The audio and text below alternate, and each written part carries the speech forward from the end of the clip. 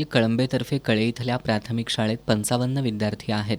या शाळेत गेल्या वर्षी 2,90,000 रुपयांच्या निधीतून शौचालय बांधण्यात आले.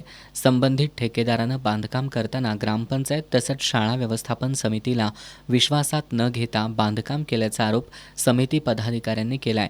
हे बांधकाम करताना शाळेचं कंपाऊंड पाडून कंपाऊंडच्या साहित्यामध्येच शौचालयाचा पाया भरण्यात आलाय.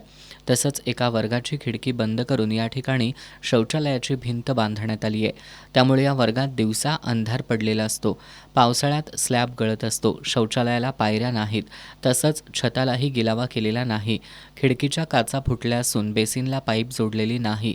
शौचालयाचं भांडं चुकीच्या पद्धतीनं बसवल्यामुळं अडचण निर्माण होतीये.